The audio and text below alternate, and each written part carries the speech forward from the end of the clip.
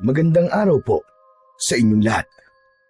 Sa araw na ito, mapapakinggan po natin ang kwento ng may 18 taong gulang na binatang si Ariston. Makikilala niya ang isang lalaking palaboy na babago sa diskarte niya sa buhay. Kasabay ng pagbabalik ng palaboy sa kanilang baryo, ang pamiminsala rin ng kampon ng kadiliman. Ano kaya ang lihim na matutuklasan ni Ariston tungkol sa pagkatao ng lalaking palaboy? Magtagumpay kaya siya laban sa puwersa ng kadiliman? Sama-sama po nating pakinggan ang buhay at pakikipagsapalaran ni Ariston kasama ang antingerong palaboy sa Negros.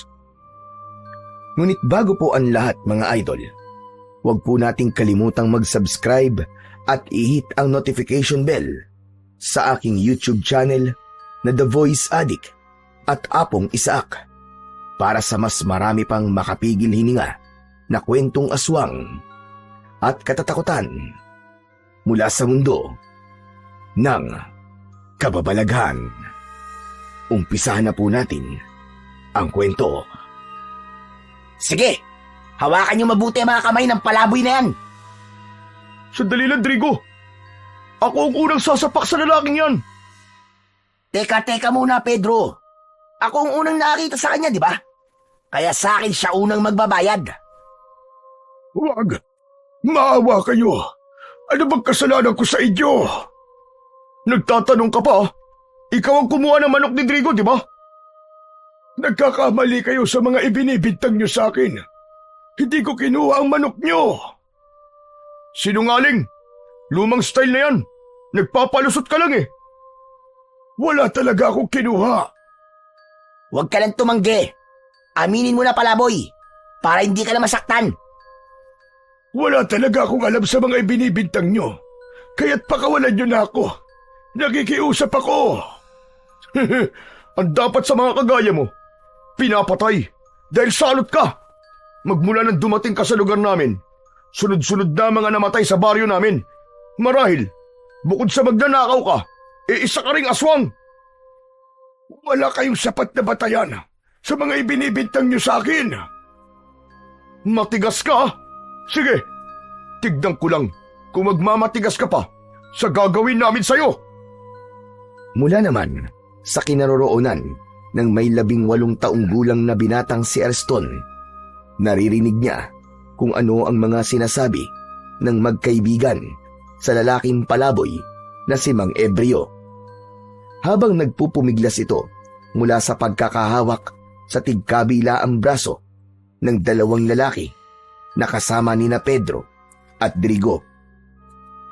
Hindi na halos nagulat si Ariston dahil madalas niyang nakikita ang mga ito na pinag-iinitan ang lalaking palaboy. Ayaw niya sanang makialam sa problema ng iba, subalit hindi niya matiis na hayaan na lamang saktan ng mga ito si Mang Ebreo. Muling sinulyapan ni Ariston ang mga lalaking may hawak pa rin sa lalaking palaboy. Pagkalipas ng ilang sandali, pinagbababayo ng suntok ng mga lalaki ang palaboy.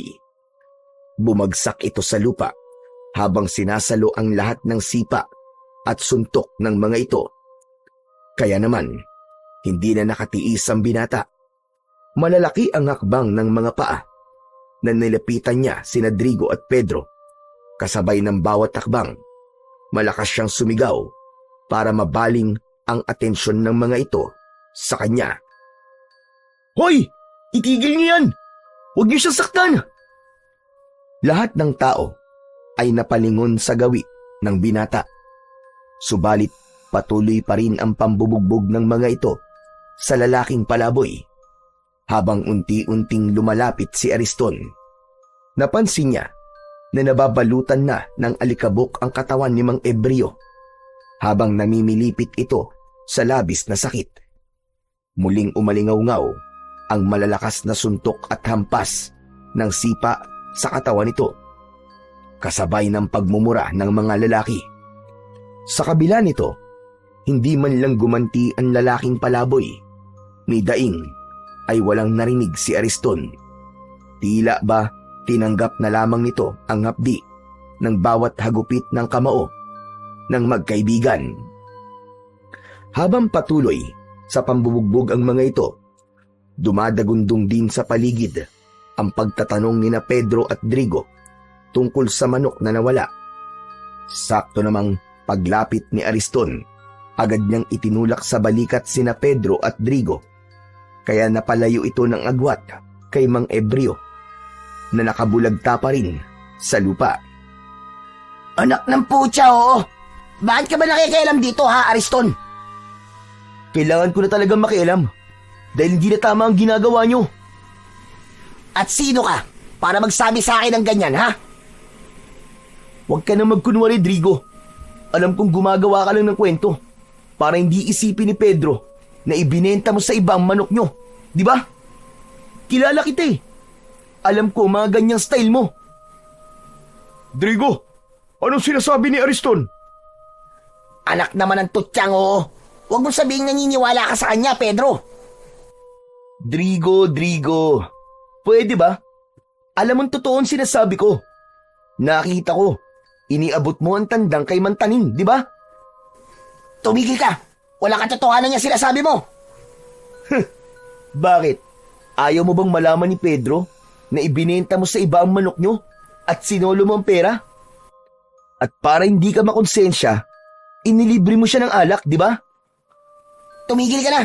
Kung ayaw mo masaktan. Drigo, totoo ba ang sinasabi ni Ariston? O ano? Sumagot ka, Drigo. Tinatanong ka ni Pedro. Bumakas ang tuwa sa muka ni Ariston nang makita ang reaksyon ni Drigo. Halata yun sa paglikot ng mga mata at pamumula ng muka ni Drigo. Kaya naman, hindi na nakatiis si Pedro at agad nitong kinuwelyuhan ang kaibigan. Drigo, sumagot ka! Totoo ba ang sinasabi ni Ariston? Oo na. Ibinenta ko nga manok natin. Bitiwan mo na ang damit ko. Kung ganun, nasaan ang kaparti ko? Hati tayo dun, di ba? Wala na eh. Naubos ko na. Anak naman ng tutsa, oo. Akala ko ba magkaibigan tayo? Bakit niloko mo ako? Sinungaling ka. Wala kang kwenta. Tinalo mo ako. Abalyang binitiwan ni Pedro ang damit ni Drigo. Saka tuluyang umalis at naglakad papalayo sa kanilang kinaroroonan. Kaya naman, galit na hinarap ni Drigo si Ariston. Lintik kang buwisit ka. Pakialamero ka talaga kahit kailan, Ariston. Dala ng matinding galit ni Drigo kay Ariston, agad itong nagpakawala ng malakas na suntok. Tumama yun sa kanyang muka, ngunit hindi siya natinag. Sumugod na rin ang dalawa pa nitong mga kasama at pinagtulungan siya ng mga ito na bugbugin. Sa simula, nagawa niyang sabayan ang mga suntok at sipa ng dalawang lalaki. Mabilis ang kanyang mga kamao, kaya't ilang beses niyang napabagsak ang kalaban, kasama na si Drigo. Subalit habang lumilipas ang mga sandali, nagsimulang bumigat ang galaw ni Ariston at unti-unting nauubos ang kanyang lakas. Sa pagkakataong yun, nagsabay-sabay na ang tatlo sa pag-atake sa kanya. Dahil dito, hindi na iwasan ni Ariston ang pagtama ng kamao ng mga ito sa kanyang katawan. Bawat hampas ay nagdulot ng matinding hapdi sa kanyang kalamnan. Hanggang sa huli, nawalan ng lakas si Ariston at tuluyang bumagsak sa malamig na lupa. Hingal na hingal at halos hindi na makatayo. Hindi nagtagal, pinakawalan ni Drigo ang malalakas na suntok. Sinunggaban nito si Ariston sa damit at sa tindi ng galit nito, binayo ng suntok sa muka ang binata. Dumugo ang labi at ilong ni Ariston at sa bawat suntok, nag-iwan ito ng pasa at sugat sa kanyang muka. Hindi pa nakontento, Sinipa pa siya nito sa tagiliran, dahilan upang mapaubo si Ariston sa labis na sakit. Ang lupa ay nabahira ng dugo at ang hangin ay napuno ng mga ungol ng sakit mula sa bibig ng binata. Sa gitna ng karasang yun, biglang dumating si Lolo Castor. Mga walang hiya kayo! Anong ginawa niyo sa apo ko? Huwag kang makialam dito, tanda. Baka ikaw naman ang samain sa akin. Bakit hindi ako makikialam? Pinapatay mo lang ang apo ko, buwisit ka! Lolo Castor, lumayo po kayo sa kanya. Huwag po kayong lalapit. Pambihira ka naman, Ariston. Ano ba nangyari? Inawat ko lang po sila eh. Umawat daw. Yung apo nyo, pakialamero yan. Lintik yan. Sinira ang diskarte ko. Nalaman tuloy ni Pedro na ibinenta ko manok namin. Kasalanan mo naman palang lintik ka. Anong kasalanan ng apo ko sa'yo? Anong dahilan? At pinugbog mo ang apo ko, Drigo? Ibinuking niya ako eh. Kasalanan niya. Siguro naman, magtatanda lang ang apo mong inutil, tanda. Ikaw ang dapat na magtanda. Pagsisisihan mo, ang ginawa mo pananakit sa apo ko, hayop ka. Tandaan mo yan. Huwag mo nga akong tinatakot sa pagbabanta mo. Anong magagawa mo, ha? Isa ka lang matanda at wala lang silbi. Matandang hukluban. Ah, ganun pala, ha? Sige. Tatandaan ko mga sinabi mo. Pero ito tatandaan mo, Drigo. Sa oras na saktan mo uli ang apo ko, makikita mo, pagsisisihan mo, na nabuhay ka pa. Dahil ako mismong makakalaban mo. Ako ang pakinggan mo, tanda. Dahil sa oras na makialam ka ulit sa akin at ang hambog mong apo, sinasabi ko sa inyo, ako mismo ang magpapalaya sa inyo sa baryong ito. Tandaan nyo yan! Kitang-kita ni Ariston ang panginginig sa nakadurong daliri ni Drigo dahil sa labis na galit. Kaya naman, bumundol ang kaba sa kanyang dibdib. Nag-aalala siya na baka totohanin ni Drigo ang banta. Pagkatapos nito, tahimik na umalis at naglakad si Drigo papalayo sa kanilang kinaroroonan. Kasunod nun, naramdaman ni Ariston ang pamimigat ng talukap ng kanyang mga mata at tuluyan na siyang nawalan ng malay. Sa muling pagbabalik ng malay ni Ariston, ay naramdaman niya ang maligamgam na tubig na dumadampi sa kanyang balat. Kasabay nito, naririnig din niya ang mahihinang bulong ng matanda sa pagsambit nito ng isang orasyon. Kahit nakapikit si Ariston, batid niya na ang ingay na nasa tabi niya ay nagmumula sa mga garapon na madalas gamitin ni Lolo Castor sa panggagamot. Maya-maya pa ay narinig niya na nagsalita si Lolo Castor. Bumagog ka na dyan, apo. Alam kong gising ka na. Kailangan natin na mag-usap. Nang marinig ni Ariston ang sinabi ni Lolo Castor, dahan-dahan niyang iminulat ang kanyang mga mata. Alam niyang pag-uusapan nila ang tungkol sa nangyari sa kanya. Kaya naman, dahan-dahan siyang bumangon. Si Lolo Castor naman ay tumayo at lumapit sa bintana. Bigla naman ang pagguhit ng pananakit sa kanyang katawan, kasabay ng pamimigat ng kanyang labi at panginginig ng kanyang mga braso. Sa puntong yun, nagsalita si Lolo Castor. Hindi ba't kabilib-bilin ako sa'yo na huwag kang makikialam sa buhay ng iba, lalo na sa buhay ng palaboy na yon? Pasensya na po kayo, Lolo. Kaya lang, hindi ko po talaga matiis na hindi makialam sa ginagawa nila eh. Makakapatay na po sila ng tao eh. Aba, ano naman ngayon kung makapatay sila? Ano ang pakialam mo sa buhay nila? Tignan mo nga ngayon kung ano nangyari sa'yo. Mabuti na lamang at dumating ako. Dahil kung hindi, baka pinaglalamayan ka na ngayon. Pasensya na po talaga kayo, Lolo. Hindi na po mauulit. talagang hindi na mauulit. Dahil sa oras na malaman ko na nakikialam ka na naman sa buhay ng ibang tao, ilalayo talaga kita. Ipapadala kita sa probinsya ng nanay mo. Pangako po, Lolo Castor. Hindi na po mauulit. Huwag niyo lang po akong ipadala sa probinsya ni nanay. Huwag kang mangako. Gawin mo. Bihira ka talaga, bata ka, oo. Palagi mo na lamang pinapasakit ang ulo ko. Tuluyan nang napatungo ng muka si Ariston. Wala siyang masabi. Aminado naman siya na nagkamali siya. Ilang beses siyang napapasama sa gulo nang dahil sa pangingialam niya sa buhay ng may buhay. Iniisip niya na tumulong sa iba, pero hindi naman siya nag-aalala para sa kaligtasan niya. Kaya sa huli, bugbog sarado ang inaabot niya.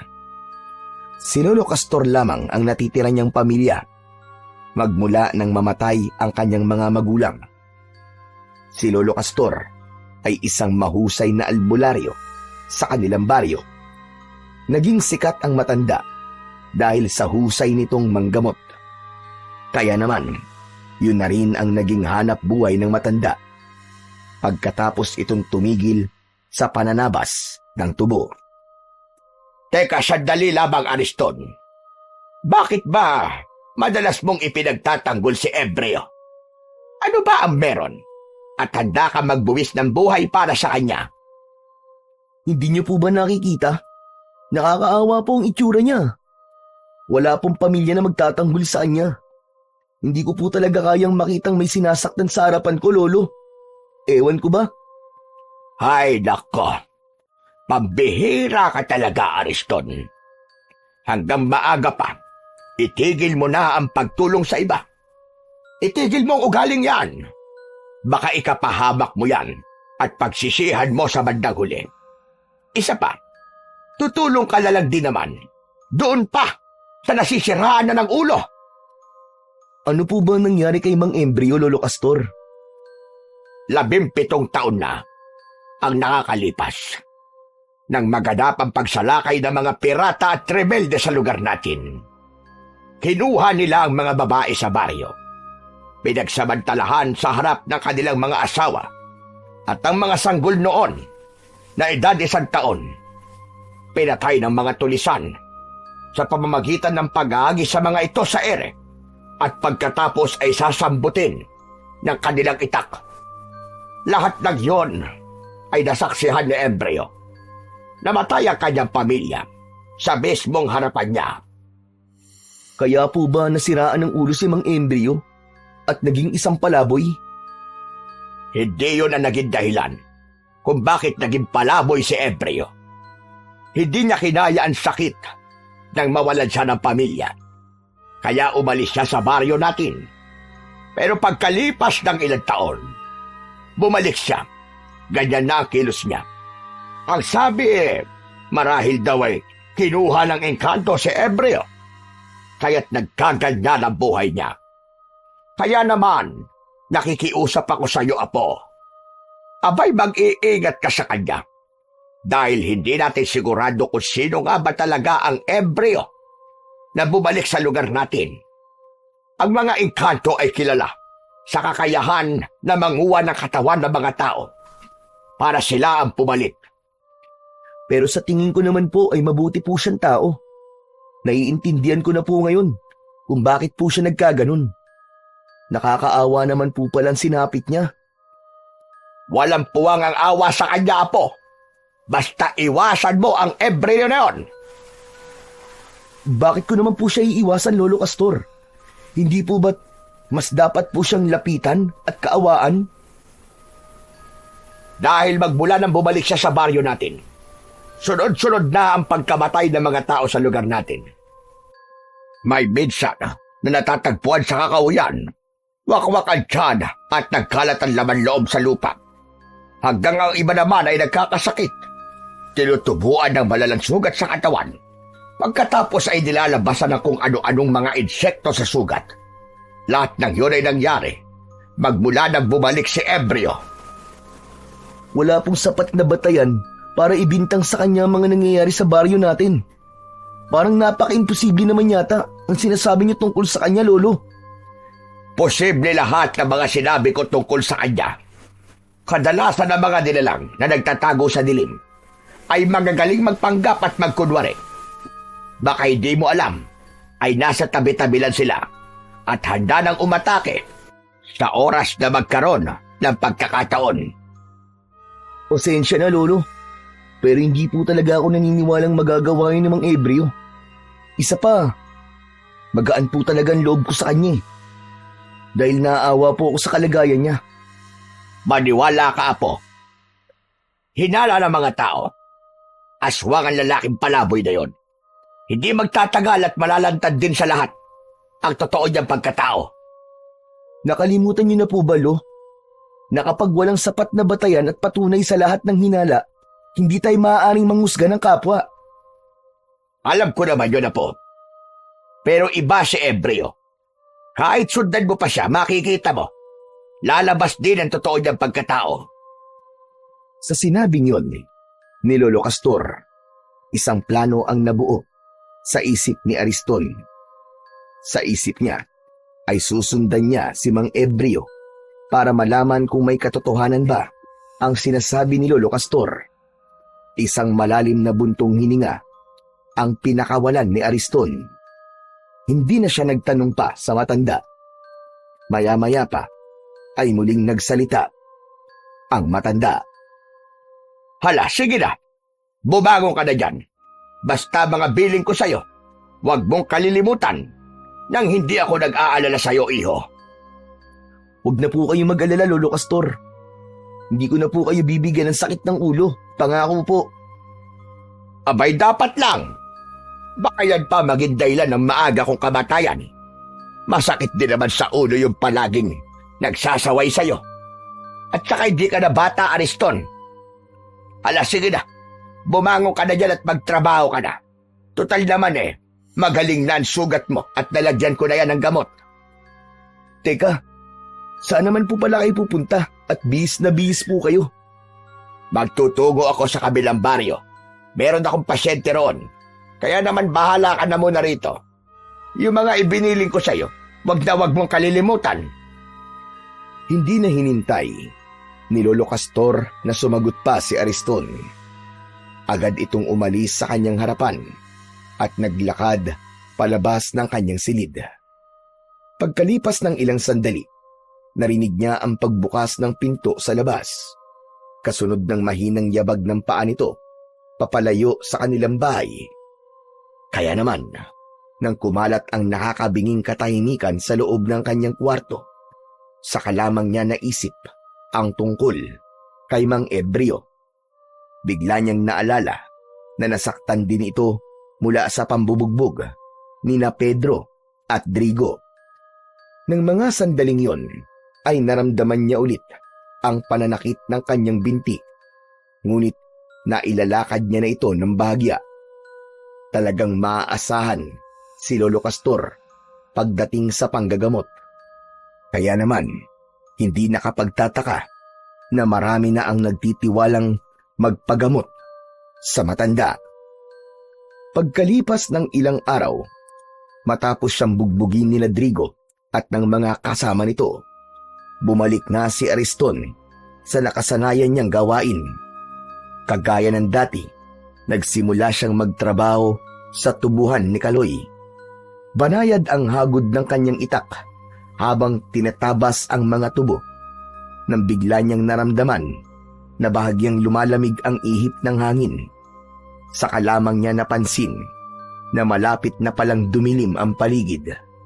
Kaya naman, nagpasya si Ariston na lisanin ang lugar na yon. Pagkaraan ng ilang sandali, habang tinatahak niya ang daan pauwi sa kanilang bahay, bigla niyang naalala si Mang Ebreo. Ilang araw na rin ang lumipas, pero hindi ko na nakikita si Mang Ebreo. Nasaan na kaya siya ngayon? Ano na kayang kalagayan niya? Tumigil sa paglalakad si Ariston nang makasalubong niya si Drigo. Nakatungo ang mukha nito at balot ng balabal ang buo nitong katawan.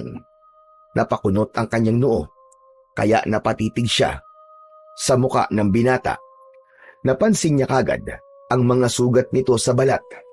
Nagtutubig yun at namamaga. Hindi siya maaaring magkamali. Sakit yun ng mga taong dinadapuan ng peste o salot na sakit sa kanilang lugar. Kaya naman, bigla niya itong nilapitan at hinawakan ang mga kamay nito. Drigo, sandali lang. Ano nangyari sa balat mo? Hinablot nito ang braso mula sa pagkakahawak ni Ariston. Pagkatapos ay tinignan siya nito ng matalim. Dinuro siya nito sa kanyang muka habang nanginginig sa galit. Wag mo akong hahawakan, Ariston, ha? Ang hayop na palaboy na yun. Tignan mo ang ginawa niya sa akin. Ha? Sandali, anong ibig mo sabihin, Drigo? Si Mang Ebreo ang may gawa nito sa akin, Ariston. Sigurado ko na binarang niya ako para makaganti siya sa akin. Hahanapin ko talaga siya. Pagbabayaran niya to, humanda siya sa akin. Teka, sandali lang. Sa tingin ko, hindi niya kasalanan kung bakit nangyari yan sa'yo. Dati na may ganyan na sakit na kumakalat sa baryo natin, di ba? Kaya huwag ka magpadalos-dalos ng desisyon. Hindi ako tanga, Ariston. Siya lamang ang gagawa nito sa akin. Alam ko, mambabarang ang hayop na yon. Papatayin ko siya. Isinusumpa ko. Nahahanapin ko siya kahit saan pa siyang lupalok magtago. Kaya kung alam mo kung nasan si Mang Ebreo, ang mabuti pa sabihin mo na. Drigo, kahit alam ko pa kung saan siya nagtatago, wala kang maaasahan na tulong mula sa akin. Kaya makakaalis ka na. Hanapin mo siya na mag-isa kung gusto mo. Siguro magkasabwat kayong dalawa, no? Kaya mo siya pinagtatakpan. Kung ganun, si Lolo Castor ang tatanungin ko. At sa oras na hindi niya gawin na sinasabi ko, ang lolo mo ang papatayin ko. Tandaan mo yan. Sabay alis ni Drigo sa kanyang harapan. Sinubukan ni Ariston na pigilin ito, ngunit ang balabal nito ang nahawakan niya. Kaya naman, natanggal ang pagkakabalot nun sa katawan ni Drigo. Lumantad sa paningin ni Ariston ang nakakadiring itsura ng buong katawan ni Drigo, kasunod ng pag-alingasaw ng masangsang na amoy mula sa katawan nito. Sa pagkakataong yun, pareho silang natigilan. Kitang-kita ni Ariston ang mga sugat sa balat nito, namamaga at nagtutubig. Ang bawat paligid ng sugat ay nangingitim na at may mabahong likidong tumutulo na tila nana. At habang pinagmamasdan ni Ariston ang sugat sa katawan ni Drigo, lumabas mula sa sugat nito ang buhay at maliliit na ipis. Nagtatatalon si Drigo na pilit na pinipispisan ang sarili nitong sugat upang matanggal ang mga isip. Gusto niyang masuka, ngunit mas nangibabaw ang pag-aalala niya sa mga nakikita. Sa kabila ng sakit na nararamdaman ni Drigo, pilit nitong piniga ang sugat. Hindi halos magawang tignan ni Ariston ang mga nangyayari sa kanyang kaharap. Gusto niya itong lapitan. Gusto niyang tulungan. Ngunit ibinilin sa kanya ni Lolo Castor na kapag nakaharap niya ang mga taong may ganong kondisyon, ay huwag niyang hahawakan ang mga yon. Dahil sa oras na mahawakan niya ang sugat nito, mahahawa siya ng sakit ng taong nagtataglay ng ganong klaseng karamdaman. Kaya naman, nanlalaki ang kanyang mga mata habang nakatingin lamang sa lalaki. Bumakas sa muka ni Drigo ang labis na paghihirap. Maputla, pawis na pawis, at halos mapunit ang labi sa kakakagat dahil sa kirot. Ang bawat hininga nito ay mabilis na parang pagod. Naluluha ang mga mata dahil sa takot sa mga ipis. Sa katahimikan ng kakauyan, ang daing at ungol ni Drigo ang kanyang naririnig. Isang nakapangingilabot na eksena ng isang taong winawasak, hindi lamang ng sugat, kundi ng karumihan at kasindak-sindak na paghihirap mula sa mambabarang. Kung nangyayari yan sa'yo, Drigo, bakit hindi ka magpagamot kay Lolo Castor? Imbis na paghihiganti ang isipin mo, unahin mo muna magpagamot. Huwag ka na magkunwari na nag-aalala ka sa akin, Ariston. Tigilan mo ako. Drigo, hindi ako nagkukunwari. Totoo na nag-aalala ako sa kalagayan mo ngayon. At si Lolo Castor lang ang makakatulong sa'yo. Wala nang iba. Pagkatapos kong bantaan ng buhay ni Lolo Castor, sasabihin mong sa kanya ako magpagamot. Hindi ko yung gagawin. Ang dapat nito, patayin ang bumarang sa akin. Yun lang ang tanging paraan. Pagkasabi nun ni Drigo, dinampot na nito ang balabal na nahulog sa lupa.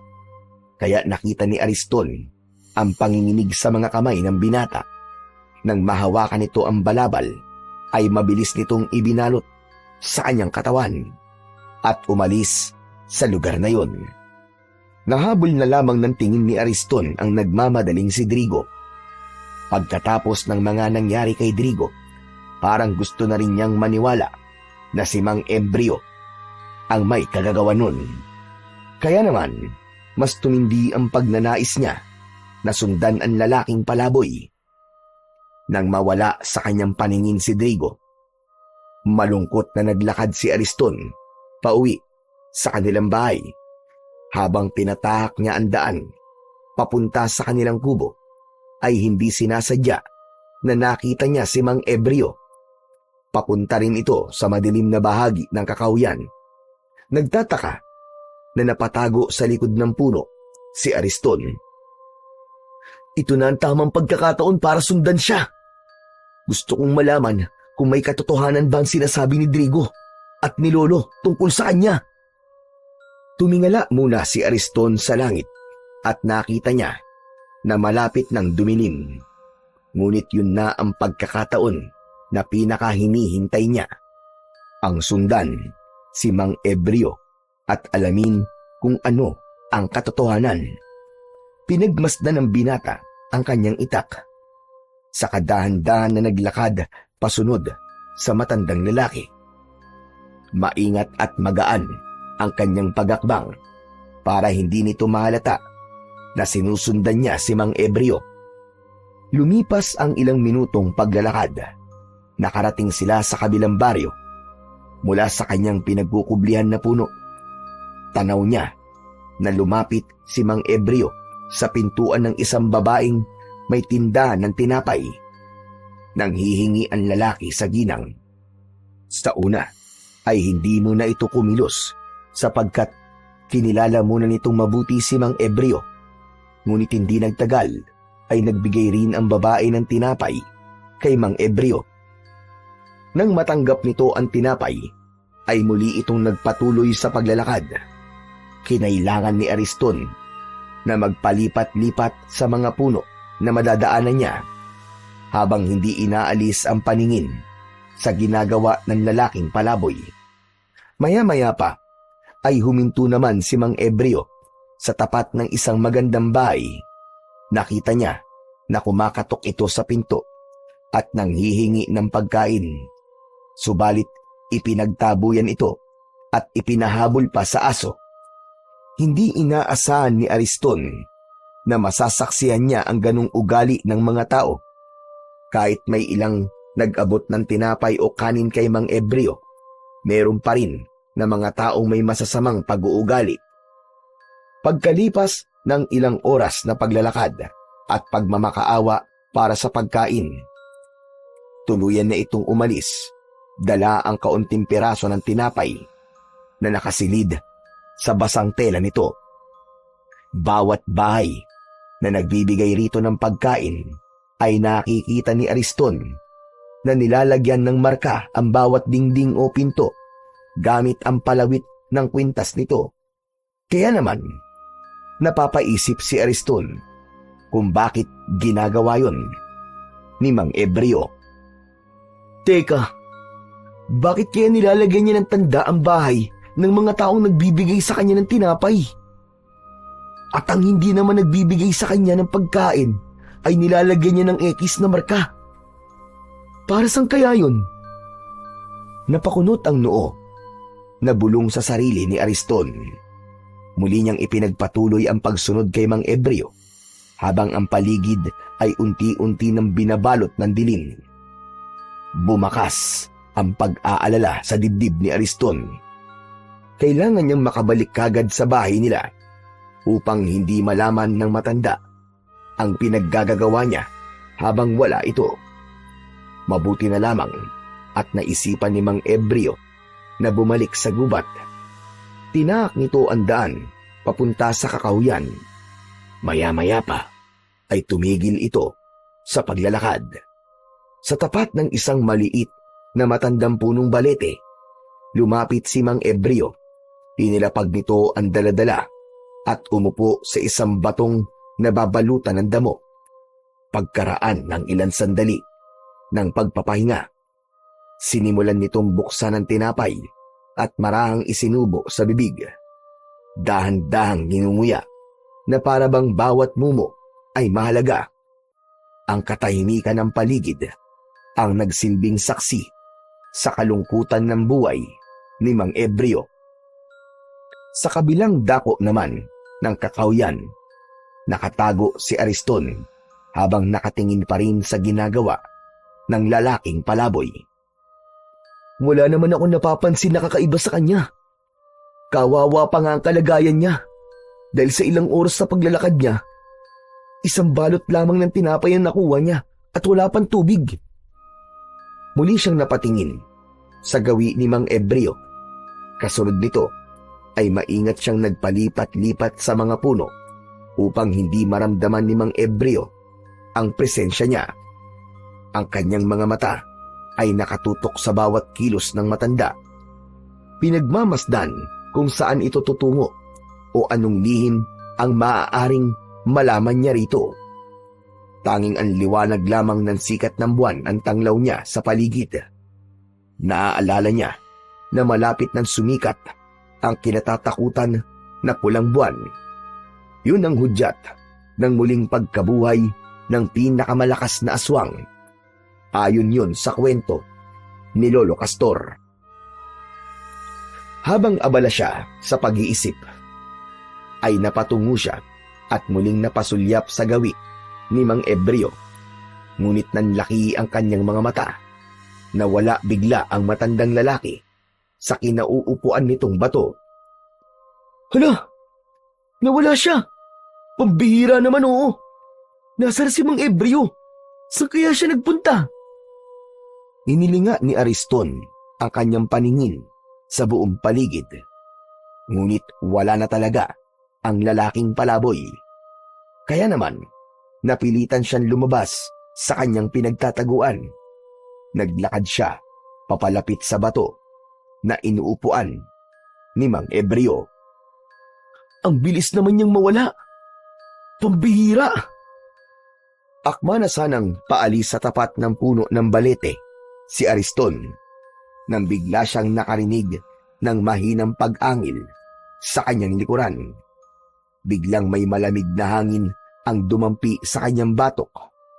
Napalingon siya at doon niya nakita ang isang nilalang na tahimik na nakatayo sa kanyang likuran. Nakangising tumutulo ang malapot nitong laway. Ang nilalang ay matangkad, payat, ngunit bitaw ang matitigas na buto sa ilalim ng balat. Ang muka ay pahaba, may malalaking mata na kulay dilaw na kumikislap pa nga sa dilim. Ang bibig nito ay nakanganga at mula roon nakalitaw ang mahahabang pangil na tila panghayop habang ang dila ay mahaba. Ang mga kuko nito ay matutulis, kasing haba ng patalim at ang balat ay kulay abong nanunuyo, parang balat ng bangkay. Mula sa likuran nito ay umaalingasaw ang amoy ng nabubulok na laman ng tao. Nakakasulasok at nakakapangilabot. Nanlamig ang buong katawan ni Ariston. Ang kanyang dibdib ay bumilis ang tibok at ang kanyang mga tuhod ay nanginig na parabang nawawala na siya ng lakas. Ramdam niya ang paggapang ng takot mula ulo hanggang talampakan at ang kanyang lalamunan ay nanuyo na tila ayaw maglabas ng tinig. Gusto niyang kumilos pero nanigas ang kanyang mga kamay at sa kanyang mga mata ay malinaw na nakikita ang panganib. Isang halimaw na handang lapain siya anumang oras sa pagitan ng katahimikan ng kagubatan at ng malupit na anyo ng nilalang. Si Ariston ay natigilan, pinipilit na hanapin ang tapang sa kanyang puso. Ngunit ang takot ay lalong lumakas at halos umabot na sa kanyang kaluluwa. Bigla niyang naalala si Mang Ebreo. "Ikaw ba yan, Mang Ebreo? Patawarin niyo po ako kung sinusundan ko po kayo. Huwag niyo po akong sasaktan. Maawa po kayo sa akin." Hindi siya nito pinansin. Sa halip, mas lumaki pa ang pagkakangisi nito. Hindi rin niya inaalis ang paningin sa nilalang. Tila nabibinga siya sa nakakatakot na anyo ng aswang. Tanging ang malakas na pag-angin lamang nito ang gumising sa natutulog niyang katinuan. Panay ang lunok niya ng laway dahil sa nararamdaman na takot. Dahan-dahan lumapit ang nilalang sa nakatulalang si Ariston. Bago pa siya makagalaw, isinubsob na ng halimaw ang ulo nito sa kanyang balikat. Ramdam na ramdam ni Ariston ang malamig na hininga ng nilalang. Kasunod, ang matinding hapdi ng unti-unting pagbaon ng mahahabang pangil nito sa kanyang laman. Parang mabagal na bangungot ang bawat sandali. Narinig niya ang pagkapunit ng sariling balat at ang biglang pagbulwak ng dugo na dumaloy sa kanyang damit hanggang sa kanyang dibdib. Naramdaman niya ang init ng dugo habang bumababa ito sa kanyang tiyan at tagiliran, at kasabay nun ang nakakapanlumong kirot na tila dumurog sa kanyang kalamnan. Napaluhod sa sakit si Ariston at malakas na napasigaw. Ang kanyang katawan ay nanginginig at ang kanyang mga kamay ay pilit na itinutulak ang bibig ng halimaw. Ngunit mahigpit ang kapit ng aswang. Habang tinutulak niya ang mukha nito, mas lalo lamang bumabaon ang pangil nito. Naramdaman niya na tila may matigas na bagay na naiwan sa kanyang laman.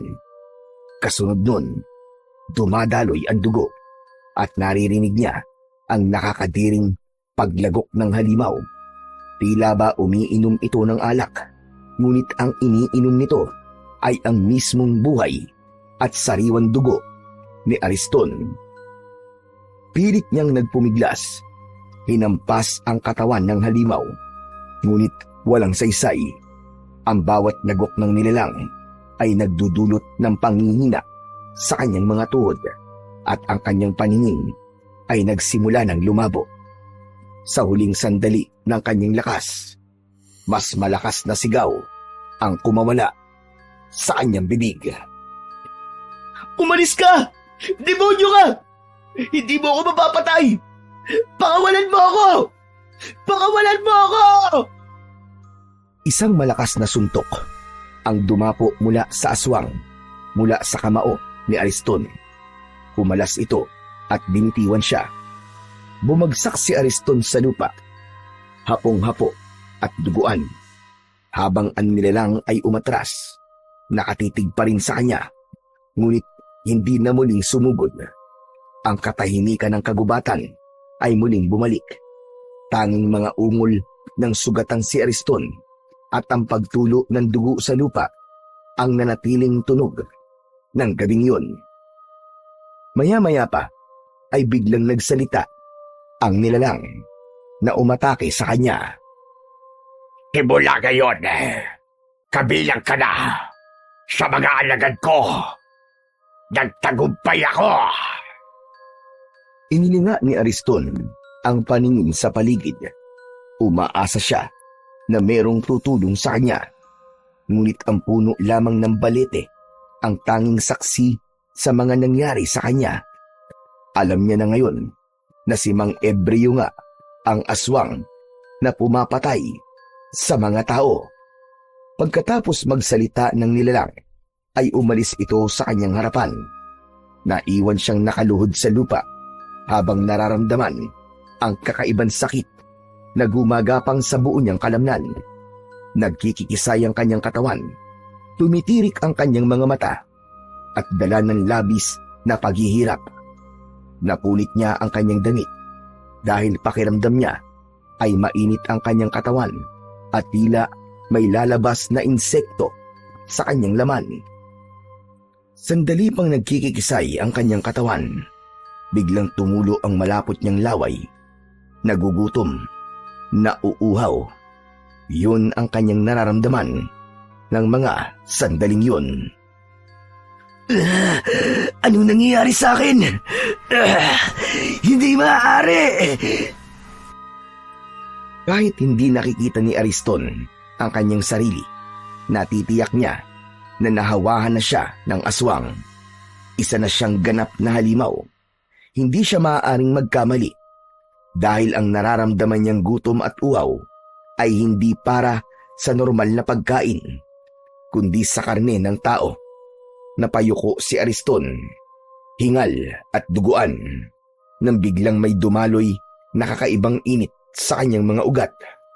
Mula sa kaibuturan ng kanyang dibdib ay sumiklab ang isang malakas na kapangyarihan at sa isang iglap ay nagliyab ng malaapoy na liwanag ang kanyang buong katawan. Ang paligid ay nabalot ng maningning na kulay pulang liwanag, tila apoy na hindi nakakasunog, ngunit umaalab ng kakaibang lakas. Ang kanyang damit na punit-punit ay dahan-dahang nilamon ng liwanag hanggang sa tuluyang maglaho ang mga bakas ng pagkasira. Maging ang malalim na sugat sa kanyang balikat na kanina lamang ay umaagos ang dugo, ngayon ay mabilis na naghihilom na para bang hindi ito kailanman nagkaroon ng sugat. Ang bigat at sakit sa kanyang katawan ay napalitan ng kakaibang lakas. Mabilis, matalim, at umaapaw na enerhiya, tila gumagapang sa kanyang mga ugat. Tumayo ng naguguluhan si Ariston at ubod lakas na sumigaw. Anong nangyayari sa akin? Anong nangyayari sa akin? Sa kabila ng kanyang pagtataka, mas pinili niyang maghanap ng pagkain na tatanggal sa nararamdaman niyang gutom. Biglang bumilis ang kanyang mga kilos. Ang kanyang mga mata ay nagniningning na parabang mata ng isang mabangis na nilalang. Sa di kalayuan, napansin niya ang isang usa na namamahinga sa ilalim ng isang punong kahoy. Hindi siya nag-atubili. Sa isang kisap mata ay tumalon siya at sinalakay ang hayop na yon. Dala ng matinding gutom at uhaw, mabangis at mabilis na nilapa niya ang usa. Ang kanyang mga kamay ay bumaon sa katawan ng kawawang hayop. Pinunit ang laman at ang dugo nito ay dumikit sa kanyang labi. Ang bawat kagat niya ay mabilis at sabik na sabik. Ang malamig na karne ng usa sa kanyang bibig ay nginuya niya na parang hayop na gutom. Ang amoy ng sariwang dugo ay tila nagpapalakas palalo sa kanyang katawan, hanggang sa wala nang matira, kundi ang duguang katawan ng kawawang usa. Pinagmasdan niya ang kamay na may matutulis na kuko na animo ay mga patalim. Dinilaan ang natirang dugo roon at laman sa palad, hanggang sa para na siyang pusa na nililinisan ang kanyang mga balahibo sa katawan. Pagkaraan pa ng ilang sandali, unti-unti ring naglaho ang liwanag na bumabalot sa kanyang buong katawan. Ang kanyang mga mata ay bumalik na rin sa dati at ang kanyang hininga ay unti-unting bumagal. Ang dating mabangis na anyo ay napalitan muli ng anyo ng pagiging tao. Parang isang panaginip lamang ang lahat, ngunit damang-dama niya ang lakas na ibinigay sa kanya ng kapangyarihan. Mabilis siyang kumilos at sa hindi maipaliwanag na bilis ay nakabalik kagad siya sa kanilang bahay. Doon sa tapat ng kanilang pintuan, sa katahimikan ng gabi, nanatili si Ariston. Bit-bit ang hiwaga ng kapangyarihang bumalot sa kanyang buong pagkatao. Isang lihim na siya lamang ang nakakaalam. Isang pangalan ang biglang sumagi sa kanyang isipan. Bumakas ang matinding galit sa kanyang muka. Pagbabayaran niyang ginawa niya sa akin. Ako mismo ang papatay sa iyo, Mang Ebreo. Natitiyak ko. Ikaw lang. Ikaw ang may gawa nito sa akin. Nakuyom ni Ariston ang kanyang kamay. Galit na galit siyang nakatingin sa nakasaradong pintuan. Maingat siyang pumasok sa loob ng kubo. Magaan ang hakbang ng paa upang maiwasan ang ingay. Isinumpa ni Ariston sa kanyang sarili na tatambangan niya ang lalaking palaboy at papatayin upang makaganti sa lahat ng mga nangyari sa kanya. Ni hindi na niya ginising si Lolo Castor. Diretso siyang pumasok sa loob ng kanyang silid. Naupo siya sa gilid ng katre. Isang malalim na buntong hininga ang pinakawalan ni Ariston bago siya nahiga sa kanyang higaan. Pagkatapos ng mga nangyari sa kanya ng gabing yun, agad na nakatulog si Ariston sa labis na pagod. Hindi niya namalayan na merong isang anino ng nilalang na nakatingin sa labas ng kanyang bintana. Nakangiti at punong-puno ng pag-asa na naisakatuparan na nito ang pinapangarap. Ang bumuo ng isang pinakamalakas na aswang. Kinabukasan ay nagising si Ariston sa mainit na sinag ng araw na tumatama sa kanyang muka.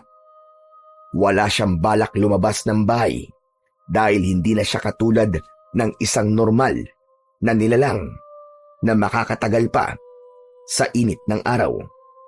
Dahan-dahan siyang bumangon sa kanyang katre upang isara ang nakabukas niyang bintana. Kaya naman, napansin niya na nagkaroon ng mga pulang guhit ang kanyang balat. Maputla at may bahid ng dugo. Maya-maya pa ay narinig ni Ariston ang boses ni Drigo sa loob ng kanilang sala.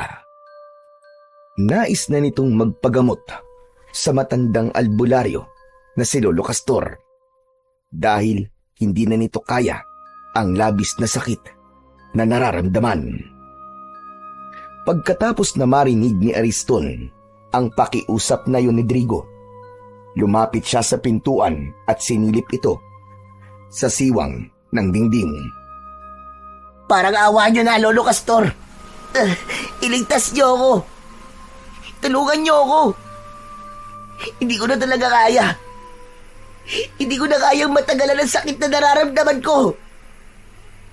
Yan ang napapala ng masasamang tao na kagaya mo. Tatanggapin ko po ang lahat ng masasakit na salita na sasabihin nyo, Lolo Castor. Basta, tulungan nyo lang po ako. Nagmamakaawa po ako sa inyo. Tulungan nyo ako. Tulong para saan? Para mapagalingin ang malakas na barang sa katawan mo? Wala nang gamot ang makakapagpagaling sa'yo. Maliban na lamang kung papatayin mo ang may gawa niyan sa'yo. Handa akong pumatay. Gumaling lang ako sa sakit ko to.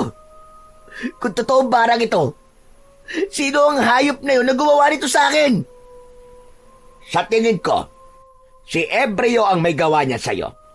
Kaya kailangan mong patayin siya para ikaw ay gumaling.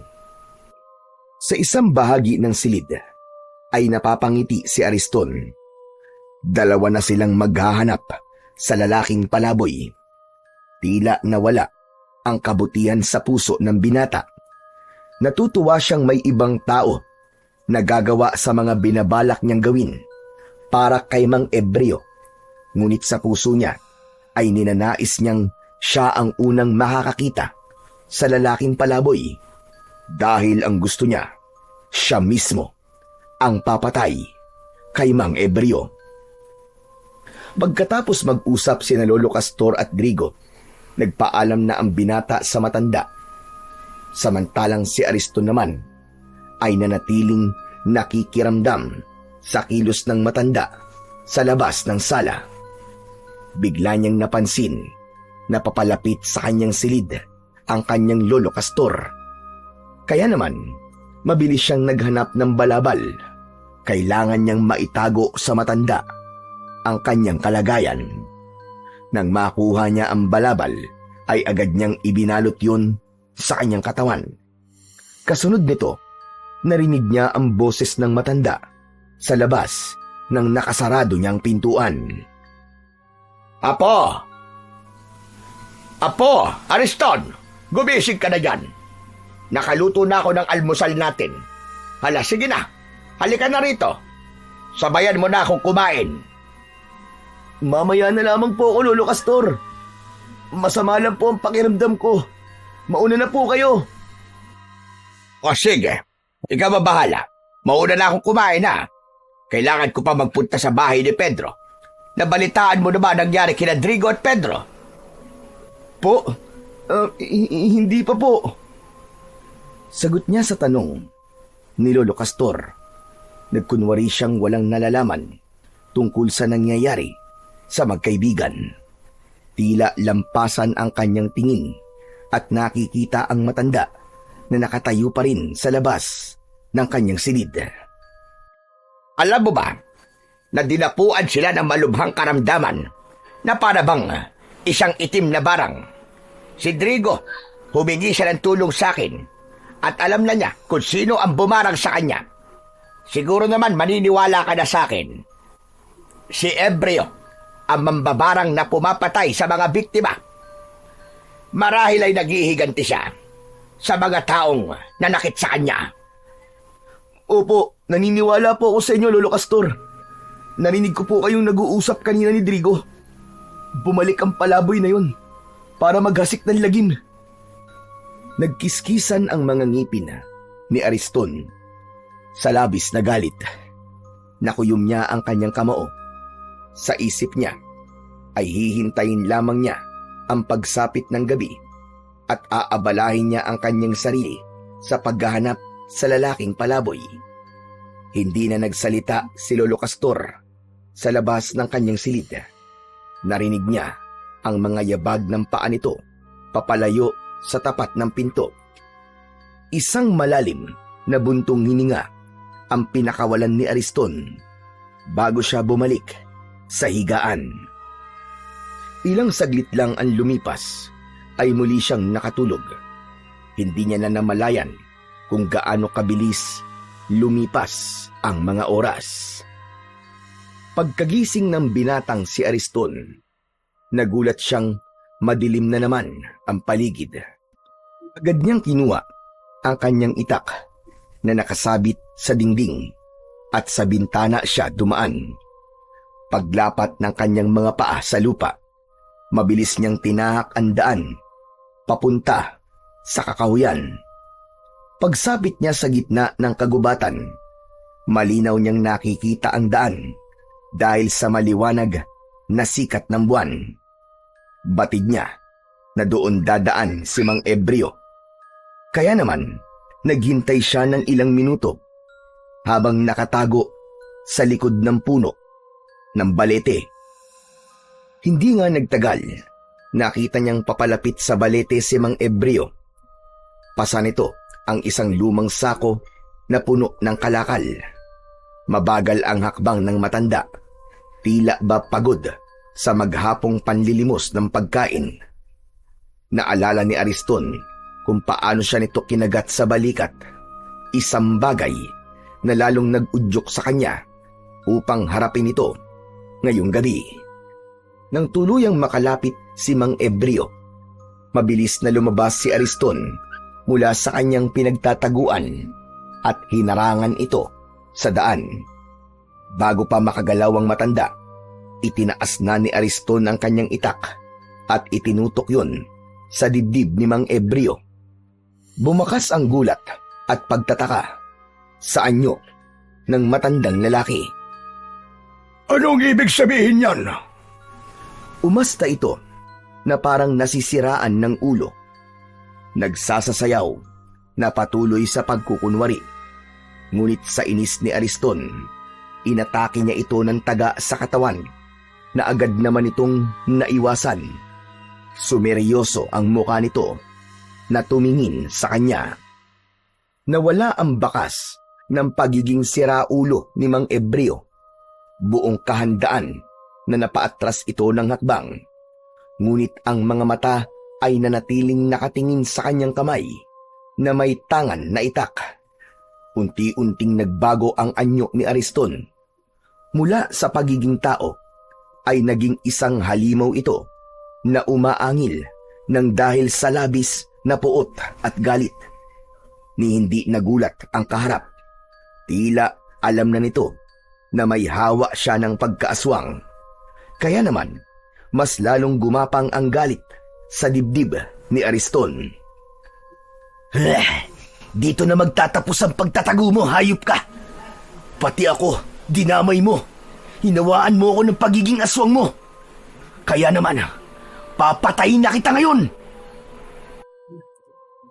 Mariin at galit na sambit ni Ariston habang kumikislap ang talim ng itak sa ilalim ng sinag ng buwan. Ang kanyang mga braso ay nanlalakas. Patuloy sa paghakbang papalapit sa lalaking natitigilan. Wala akong alam sa mga sinasabi mo, Ariston. Kagabi, sinundan kita. Ngunit biglaan nawala. At ang lumitaw ay ang mabangis na nilalang na kumagat sa balikat ko.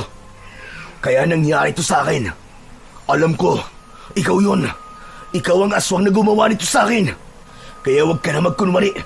Dahil bistado na kita. Papatayin talaga kitang hayop ka. Buong lakas na itinaga ni Ariston ang itak sa lalaki. Ngunit nakaiwas ito.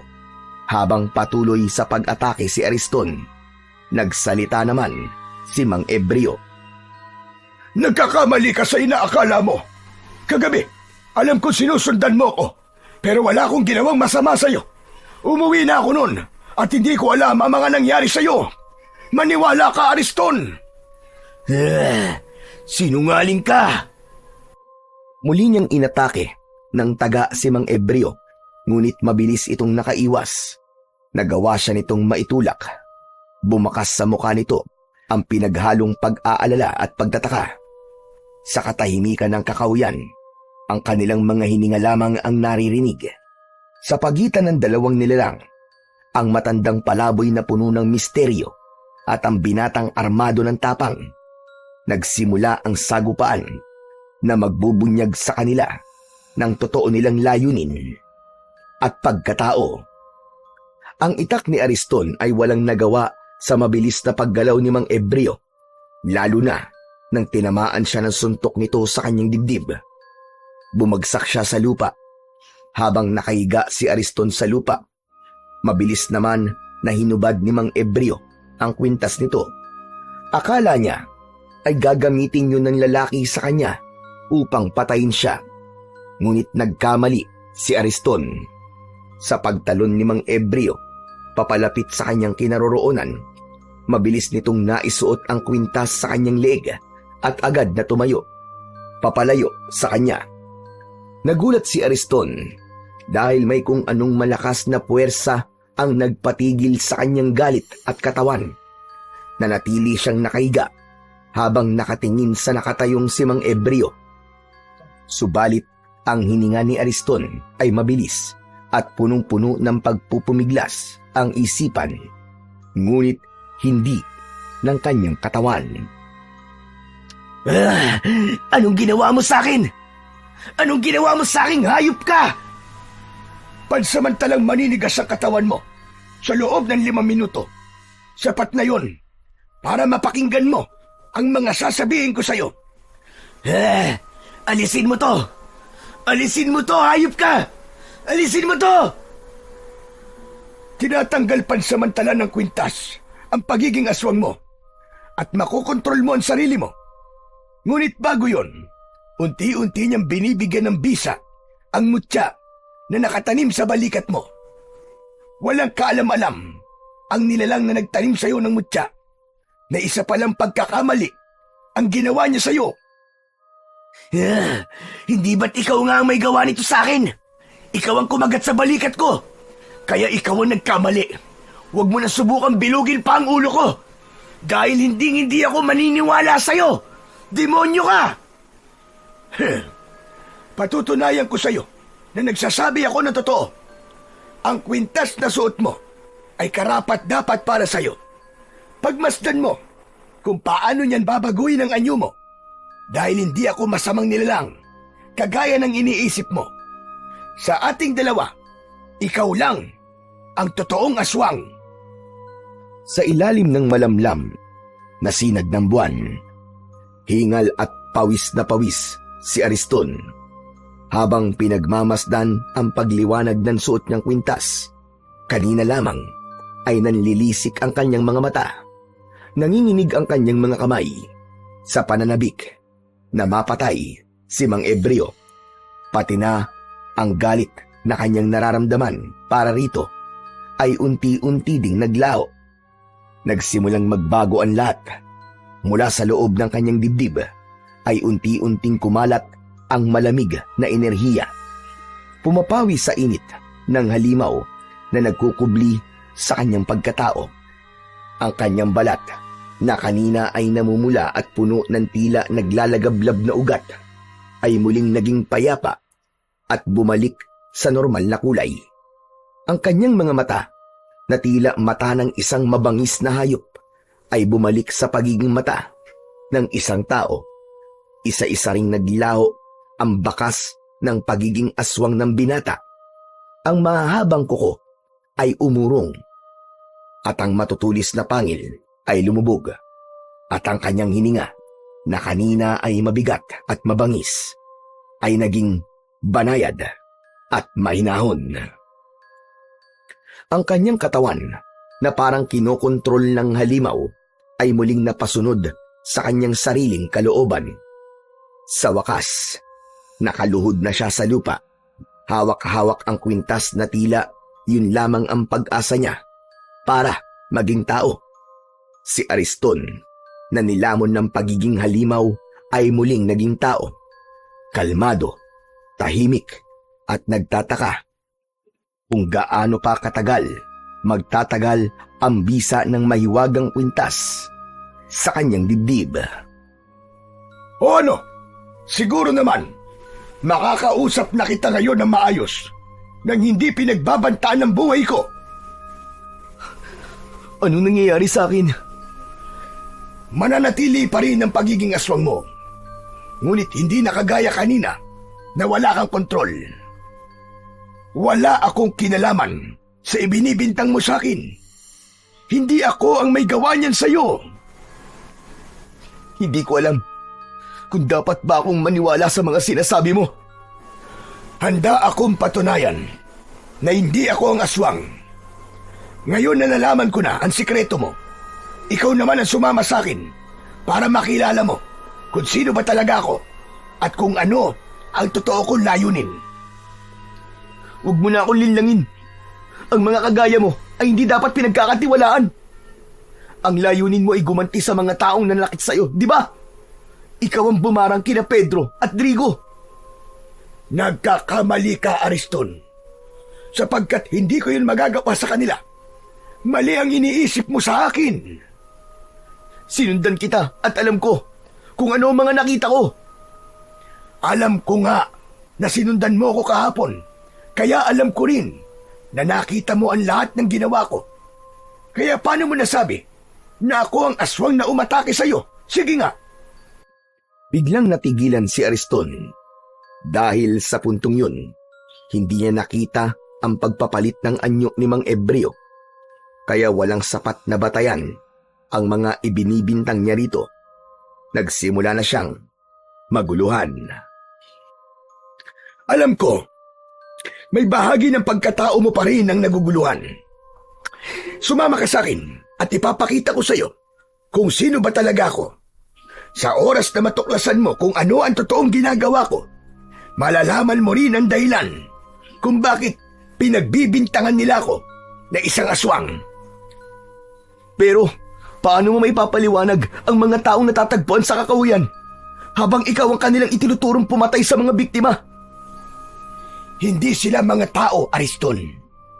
Sila ang mga pinapatay ko na halimaw at pagsapit ng umaga ay bumabalik sa totoo nilang anyo bilang isang normal na tao. Biktima sila ng mambabarang na gumagawa ng aswang. Ngunit hindi rin naman sila maaaring mabuhay kahit biktima lang sila, sapagkat magagawa pa rin nilang pumatay ng tao kagaya ng mga nangyari sa iyo ngayon. Anong ibig mo sabihin? Nang gabing sinundan mo ko, alam ko na meron pang isang nilalang ang nakasunod sa atin. Kaya naman, nagkunwari akong nagpapahinga sa ilalim ng puno ng balete. Dahil alam ko, ng mga sandaling yon, ikaw talaga ang totoong pakay ng nilalang. Balak kanyang gawing aswang at supremo ng kanilang samahan. Teka, anong ibig mo sabihin? Merong iba na nakasunod sa akin? Teka, paano nangyari yun? Hindi ka ba gumagawa ng kwento?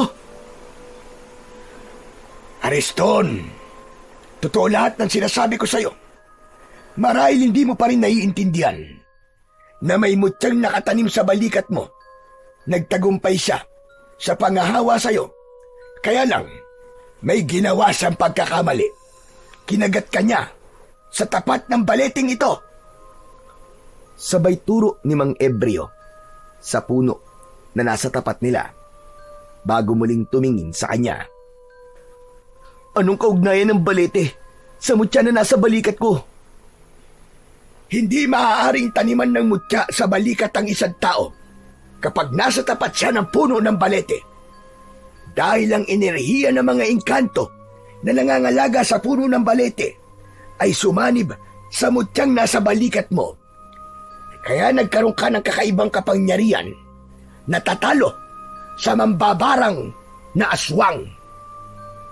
Sa oras na mapalabas mo ang kapangyarihan ng mutya ng aswang, mapapatay mo ang pinuno ng mga aswang. Natigilan si Ariston. Hindi siya makapaniwalang naging biktima siya ng ganoong paraan ng aswang.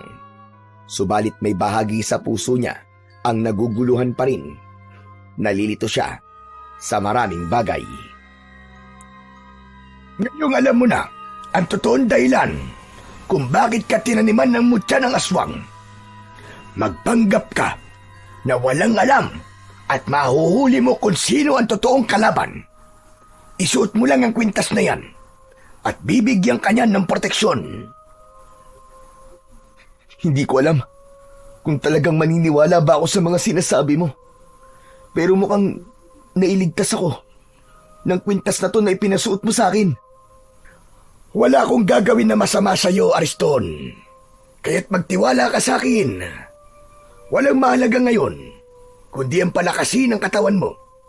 Dahil sa oras na lumantad ang kulay pulang buwan, gagawin na niya ang matagal niya nang pinapangarap, ang makagawa ng pinakamalakas na aswang na susunod sa kanyang mga utos. Sa ngayon, sumama ka muna sa akin para patunayan ko sa iyo na hindi ako ang kalaban dito. Hindi maipaliwanag ni Ariston sa kanyang sarili kung bakit bigla siyang naniwala sa lalaking palaboy. Lumapit ito sa kanya at inilahad ang kamay para alalayan siyang bumangon at tumayo. Naramdaman niya ang mainit na palad nito. Sa kanya napansin ang 2 pang kwintas na nakasabit sa leeg nito. Maya-maya pa ay nilapitan ng lalaki ang lumang sako na dala nito kanina at dinukot ang isang matalas na itak. Samantalang si Ariston naman ay pinulot ang itak na nabitiwan niya kanina. Kailangan na nating umalis dito. Ipapakita ko sa iyo kung ano totoong ginagawa ko. Malalaman mo rin na hindi totoong tao ang mga pinapatay ko. Anong klaseng mga aswang, Mang Ebreo? Mga bangkilan. May kakayahan kayong magpalit ng anyo bilang isang normal na tao at kayang maging aswang sa pamamagitan ng pagtatanim ng mutya. Magtatanong pa sana si Ariston nang mapansin niyang nagbago ang ihip ng hangin. Maging si Mang Ebreo ay naging alerto sa paligid. Kaya naman, dahan-dahan nilang tinatak ang makitid na daan palabas ng gubat. Ngunit bago pa sila tuluyang makalabas, biglang may gumalaw sa madilim na bahagi ng kakahuyan. Lumitaw sa kanilang harapan ang dalawang nilalang. Nakilala ni Ariston sina Digo at Pedro. Hindi na tao, kundi mga aswang na bangkilan. Ang kanilang balat ay kulay abo, nanunuyo at puno ng sugat na may amoy ng nabubulok na laman. Namumula ang kanilang mga mata, tila apoy na nagliliyab sa dilim. Ang kanilang bibig ay bumubuka na parang mga asong nauulol. Nagpapakita ng mahahabang pangil na tumutulo pa ang laway. Ang kanilang mga kuko ay mahahaba at matutulis, kumikislap sa ilalim ng buwan na parabang mga patalim na handang pumatay. Kasunod nito ang pagsasalita ni Pedro. Ikaw pala may gawa nito sa amin, Mang Ebreo. Kung ganun, dalawa kayo. Sabay ko kayong papatayin. Biglang sumugod si Pedro sa kinaroroonan ni Mang Ebreo. Tumalon ito na parang hayop habang nakaumang ang matutulis nitong mga kuko. Naiwasan yun ni Mang Ebreo. Mula sa kamay nito ay mabilis nitong itinaas ang hawak na itak. Kasunod ng pagliwanag ng kwintas nito, nasilaw si Pedro at napaatras. Subalit nang makabawi ng lakas si Pedro, agad nitong tinalon si Mang Ebreo. Ngunit bago pa man lumapag ang pangil ni Pedro sa leeg ng lalaking palaboy, itinapat nito ang anting-anting sa dibdib ng halimaw. Kasunod ng pagtarak ng talim nito sa dibdib ni Pedro. Biglang nagliyab ang katawan ni Pedro at sa isang iglap ay bumagsak itong naglalagablab. Sumisigaw ito ng nakakakilabot na pag-angil hanggang sa tuluyang maging abo ang katawan nito. Sinasabi ko na nga ba at may kapangyarihan kang pumatay ng mga katulad namin. Ikaw ang totoong nanghawa sa akin, hayop ka. Mamatay ka. Pagbabayaran mo ang ginawa mo kay Pedro. Walang kasalanan si Mang Ebreo. May ibang gumawa niya sa inyo, maniwala ka! Hanggang dito ba naman? Kinakampihan mo pa rin ang matandang palaboy na yan. Huwag kang maniwala sa kanya, Ariston.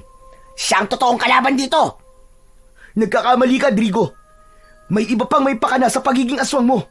Ako rin. Isa na rin akong aswang ngayon. Kaya masasabi kong wala siyang kasalanan sa mga nangyayari sa atin. Maniwala ka! Hindi ako tanga. Kaya magsama kayo. Kayong dalawa ang papatayin ko. Mabilis at malalaki ang hakbang ni Drigo na sinugod nito si Ariston. Ngunit biglang lumiwanag ang mga mata ni Ariston. Bumalik ang pagiging halimaw niya. Ramdam niya ang lakas ng kapangyarihan na dumadaloy sa kanyang katawan. Sinalubong niya ang pagsugod ni Drigo sa kanya. Nagpambuno silang dalawa at maririnig ang ingay ng kanilang mga pag-angil. Ang kwintas na nakasabit sa leeg ni Ariston ay bigla na lamang nagliyab. Sa isang mabilis na galaw, inundayan niya ng itak si Drigo. Bumao ng talim sa sugat nito at mula sa loob ng katawan ni Drigo, sumabog ang malakas na kulay pulang liwanag. Ang halimaw ay bumagsak sa lupa. Nagkikikisay ang katawan na parabang nalalaso nito. Pagkalipas ng ilang sandali, nasunog ang katawan nito hanggang sa wala nang natirang bakas, kundi abo na lamang na kumalat sa hangin. Humihingal na natigilan si Ariston. Nanlalaki ang mga mata sa nangyari.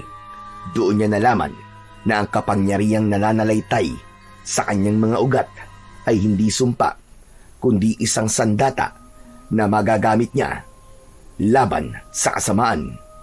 Samantalang si Mang Embryo naman ay nakatitig sa kanya at seryosong nagsalita. Ngayon alam mo na, Ariston.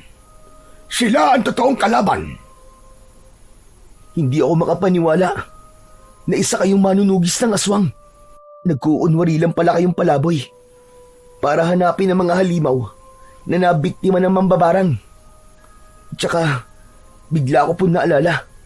Nang hapon po na sinundan ko kayo, napansin ko po na naglalagay kayo ng marka sa labas ng pintuan ng mga taong mabait at naging masama sa inyo. Dahil pagsapit ng kulay pulang buwan, lahat ng may marka ng X, tatawagin sila ng kanilang pinuno para masaksiyan ang pagsanib ng kapangyarihan ng kulay pulang buwan sa katawan ng napili nilang Supremo bilang isang ganap na pinakamalakas na aswang. At ikaw yun, Ariston. Ikaw ang gagawin niyang Supremo. Aba, teka sandali lang po. Paano pong ako? Paano pong nangyari yun? Sapagkat ikaw ang pinili ng pinuno. Mahirap malaman kung sino ang totoo nating kalaban. Ngunit hindi magtatagal ay lalantad siya sa oras na magsagawa na siya ng ritual para sa'yo. Kung ganun, may posibilidad din po na mapahamak po si Lolo Castor, ganun ho ba? Oo, lahat ng malapit sa'yo. Baka nga siya pa ang gamiting pain laban sa'yo. Kaya hangga't maaari, huwag ka munang lumapit sa lolo mo. Baka madamay siya sa mangyayari sa'yo. Kailan po ba lalabas ang kulay pulang buwan? Bukas ng hating gabi, lalabas ang kulay pulang buwan. Yun ang dahilan kung bakit nagpakita ako sa'yo. Dahil gusto kitang balaan. Sa oras na masinagang ka ng kulay pulang buwan, mag-ahari ang kadiliman sa puso mo. Wala kang maaalala at susundin mo lahat ang mga iuutos sa'yo ng taong gumawa sa'yo ng pagiging aswang. Diyos ko, ano pong gagawin ko? Ayoko pong maging aswang. Wala kang ibang gagawin kundi isipin ang kabutihan sa puso mo. Dahil sarili mong isip ang magiging kalaban mo. Ngunit sa oras na may maalala kang kabutihan sa puso mo, babalik ka sa dating katinuan at ikaw mismo ang papatay sa mambabarang na aswang na bangkilan. Bumundol ang kaba sa dibdib ni Ariston nang mahaplos niya ang palawit ng kwintas. Umaasa siya na malalampasan niya ang pagsubok na yon. Ang kailangan lamang niyang gawin ay labanan ang kasamaan. Buong isang gabi na naghanap ang dalawa ng mga aswang sa kagubatan. Lahat ng makasagupa nilang may hawa ng aswang ay pinapatay na nila upang mabawasan ang mga alagad ng mambabarang na aswang. Ang ilan na hindi nasunog ang katawan ay hinayaan nilang manatili sa kakawyan. Yun ang dahilan kung bakit iniisip ng mga tao na biktima ng aswang ang natatagpuan na patay sa kakawyan. At sa pagsikat ng araw, saka lamang sila matutunaw at masusunog. Nang matapos sila sa kanilang ginagawa, ay nagpasya ng umuwi sa bahay si Ariston. Itinago niya ang kwintas sa loob ng kanyang damit at nilinisan ang kanyang sarili bago siya pumasok sa loob ng kanilang bahay. Ngunit nagulat siya nang makita ang matanda na nakaupo sa harap ng lamesa. Naghahanda ito ng pagkain na madalas nitong ginagawa kapag sumasapit ang madaling araw. Anak naman ng tokwa, oo. Kaya panay ang tawag ko sa'yo sa loob ng kwarto mo hindi ka lumalabas. Saan ka ba naggaling, ha? Nagpahangin lang po ako sa labas, Lolo Castor. Kalalabas ko lang naman po kanini. Sa bintana po ako dumaan dahil ayaw ko po kayong magising. Pagsisinungaling ni Ariston. Yun ang kauna-unahang pagkakataon na nagsinungaling siya sa matanda. Alam mo ba, Apo? Napapansin ko na madalas kang umaalis. Kapag pinupunta naman kita sa tubuan, wala ka naman doon. Teka ga, saan ka ba talaga nagpupunta, ha? Ang totoo po ay sinusundan ko po si Mang Ebreo. Dahil sabi niyo po, isa po siyang aswang. Gumuhit ang pag-aalala sa mukha ng matanda at napalapit ito sa kanya. Hinawakan ni Lolo Castor ang kanyang kamay at hinila siyang paupo sa bangko, paharap sa lamesa. Apo naman, bakit ka gumagawa ng dahilan na ikakapahamak mo? Itigil mo na ito at huwag ka nang makikialam sa problema ng iba. Hala, sige na. Kumain ka na habang mainit pa ang kanin. Paborito mo ito. Sinangag at tapa na karne ng baka. Ito ang ibinayad sa akin ng mga magulang ni Pedro. Ewan ko ba, nahihirapan na akong pagalingin sila. Lolo Castor, maaari po bang wag na kayo manggamot? Nag-aalala po ako sa inyo. Paano kung malakas po ang kalaban at kayo naman po mapahamak? Pero ito lamang ang alam kong paraan para makatulong sa mga may sakit. Kita nyo na? Lolo naman, bakit pwede kayong tumulong samantalang ako? Hindi pwede. Dahil magkaiba tayo. Ako nang gagamot samantalang ikaw. Nakakagulo lang. Lolo naman seryoso po ako. Seryoso naman na sinasabi ko, hindi ba? Kaya huwag ka nang matigas ang ulo. Ikaw lang naman ang inaalala ko, kaya sige na. Tama na ang usapan natin na to tungkol sa pagtulong-tulong na yan. Ang mahalaga, kumain ka na. Para magkalaman naman ang katawan mo. Tignan mo nga ang payat-payat mo na. Tsaka hindi na tayo nagkakasabay kumain. Kaya naman, walang nagawa si Ariston, kundi pagtuunan ng pansin ang nakahain na pagkain. Bigla siyang nakaramdam ng gutom at agad na nilantakan ang pagkain na ibinigay sa kanya ni Lolo Castor. Pagkalipas ng ilang sandali, naubos niya ang pagkain, ngunit bigla siyang naglaway. Nakaramdam ng hilo. Sumulyap siya kay Lolo Castor. Ngumiti ito at nagsalita. Sige lang, Apo. Matulog ka muna. Hindi ka rin naman makakagala ngayon dahil masasaktan ka sa sinagdag araw. Yun ang huling salita na narinig ni Ariston mula sa matanda bago siya tuluyan na napalugmok sa lamesa. Nandilim ang kanyang paningin at agad na nawalan ng malay. Nagising na lamang ang natutulog na diwa ni Ariston sa mainit na pakiramdam sa paligid, pati na ang malakas na bulong ng mga taong nasa paligid niya. Unti-unti siyang nagmulat ng kanyang mga mata. Ang una niyang nasilayan ay ang mapula at naglalagablab na siga sa gitna ng isang malawak na damuhan. Ang liwanag nito ay sumasalamin sa maitim na kalangitan. Nakapalibot sa apoy ang mga lalaking nakasuot ng itim na balabal. Mahigpit ang pagkakatakip ng kanilang mga hood, kaya't tanging kumikislap na mga mata lamang ang kanyang naaaninag mula sa mga ito. At sa kanyang harapan, nakatalikod ang isang matandang lalaki. Nakataas ang dalawang kamay, parang nagsasambit ng kung ano-anong kakaibang orasyon. Ang tinig ay paos, ngunit palakas ng palakas. Bumibigkas ng mga salitang hindi mawari, mga sinaunang bersikulo na hindi banal, kundi salitang may kinalaman sa kadiliman. Maya-maya pa ay nagsalita ng Tagalog ang matanda. Sa ngalan ng dilim, sa ngalan ng kadiliman, sa kapangyarihan ng dugo, sa ilaw ng buwan, isilang ang bago naming kasangkapang magdadala ng lakas sa aming kapangyarihan. O katastasang hari ng kadiliman, dinggin mo ang aking dalangin. Ang aking alagad ay palakasin. Saniban mo siya ng iyong kapangyarihan at pagkalooban mo ng buhay na walang hanggan. Hindi siya maaaring magkamali. Si Lolo Castor ang nasa harapan niya habang ito ay nagsasambit ng mga salita. Ang mga nilalang na nakapalibot ay sabay-sabay na nag-usal din ng dasal. Mabagal sa simula, para bang bulong na umiikot sa hangin.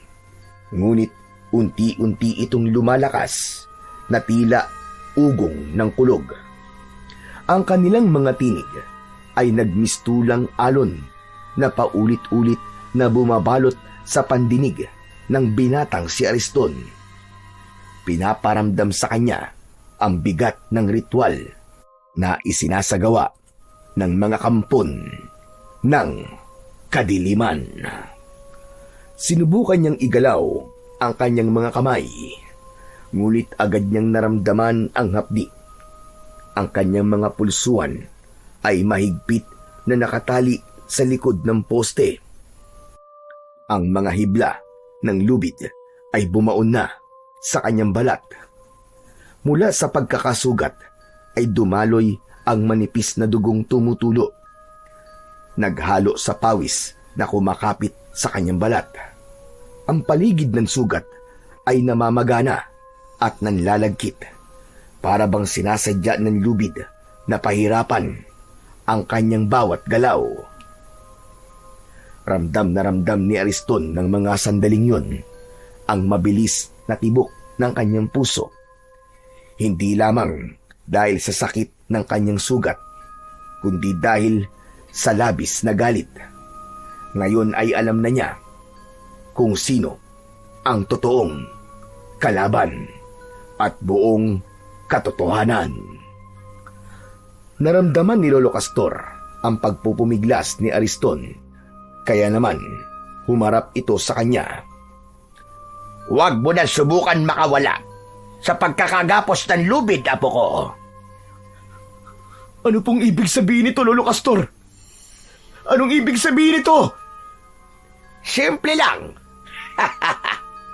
Ikaw ang aking napiling alay upang gawing supremo. Ikaw ang magiging tapat kong alipin. Lolo, kung ano man pong binabalak niyo, huwag niyo na pong gawin. Huwag niyo pong ituloy. Baka nakakalimutan niyo po, apo niyo po ako. Sarili niyo akong dugo. Bakit niyo ako ginaganito, Lolo Castor? Umawa ng malakas si Lolo Castor at ibinaba ang dalawang kamay na nakataas pa sa ere. Saka lumapit ito sa kanya at hinawakan ang kanyang baba. Hindi kita totoong apo, Gunggong. Ha? Ano pong ibig niyo sabihin? Hindi tayo totoong magkadugo. Hindi kita apo. Tapos. Ginamit lamang kita para maisakatuparan ko ang lahat ng mga binabala ko. Hindi. Hindi totoo yan, Lolo Castor. Hindi totoo yan. Iyon ang buong katotohanan, Ariston. Hindi kita totoong apo. Hindi kita itinuring na apo kailanman. Hindi mo ba itatanong kung ano ang totoong nangyari sa mga magulang mo? Tila tumigil ang pag-ikot ng oras nang marinig ni Ariston ang mga sinabi ni Lolo Castor tungkol sa kanyang mga magulang. Parang may kutsilyong bumaon sa kanyang dibdib nang maalala ang kanyang mga magulang. Ariston! Naisip mo na ba kung ano ang ginawa ko sa kanila? Anong ginawa niyo sa kanila, Lolo Castor? Anong ginawa niyo sa kanila? Sagutin niyo ang tanong ko! Magsalita kayo! Pinatay ko sila para makuha ka. Ikaw ang napili kong magdadala sa aking mutya na ibinaon ko na sa balikat mo. Inalagaan kita ng ritual at orasyon. Pero ngayon, ito na ang pinakahinihintay kong sandali. Ang kukumpleto sa ritual ko. Hayop ka! Sa tunog pa lang ng tawa mo, demonyo ka! Demonyo! Alagad ng dyablo! Wala kayong kasing sama. Tinuring ko kayong lolo. Minahal ko kayo. Minahal ko kayo ng gusto. Paano niyo nagawa to sa akin? Hayop ka! Hayop! Hayop! Walang ibang mahalaga sa akin, kundi ang matupad ang pangarap ko na masakop ang buong daigdig. Para lahat kayo ay susunod na sa akin bilang mga alagad ko. Ngunit mangyayari lamang yon kapag nagawa ko na ang pagpapasanib ng kulay pulang buwan sa katawan mo. Kasunod ng nakakakilabot na pagtawa ni Lolo Castor, bumalot ang itim na ulap sa buwan. Bahagyang dumilim, ngunit ang unti-unting pagpula ng buwan ay dahan-dahan nang nasisilayan. Mistula yung aninong pula na tumatakip sa buwan. Kasabay naman ng pagbabagong anyo ng matanda na si Lolo Castor, ang pinuno ng mga mambabarang na aswang, kasama ng mga alagad nitong sumasabay sa pagtawa ng kanilang pinuno. Lumantad ang dahan-dahan nilang pagpapalit ng anyo habang nakatingala sa langit. Mula sa balat ng mga ito, tumubo ang maiitim at matutulis na balahibo na animo ay mga alambre. Kumikislap sa liwanag ng siga. Ang mga daliri ay kumulubot at nagsihaba. Ang mga kuko nito ay naging matutulis na parang mga matatalas na kutsilyo. Kumikiskis sa isa't isa at naglalabas ng nakakangilong tunog. Ang mga muka ay nagdilim. Ang panga ay lumapad at humaba. At mula sa gilid ng kanilang bibig ay lumitaw ang malalagaring mga ngipin na tila gutom na hayop na handang managpang. Sabay ng ingay na isang ungol na nagmumula sa nakabuka nilang mga malalaking bibig. Unti-unting naging garalgal ang alulong na yon at nagmistulang malalalim na dagundong ng alingaw-ngaw ng mga halimaw. Ang mga lalaking nakapalibot sa siga ay sandaling tumigil, ngunit muling nag-usal ng mga dasal. Ang kanilang tinig ay naging mas mabilis at mas desperado.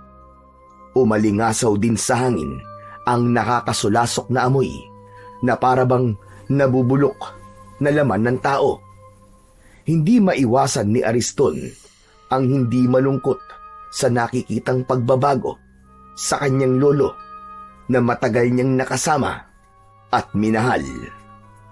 Umagos ang masaganang luha mula sa kanyang mga mata dahil sa nangyari sa kanyang mga magulang.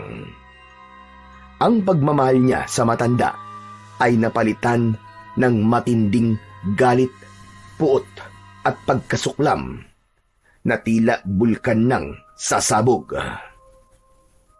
Hayop ka! Pakawalan mo ako! Pakawalan mo ako dito, demonyo ka!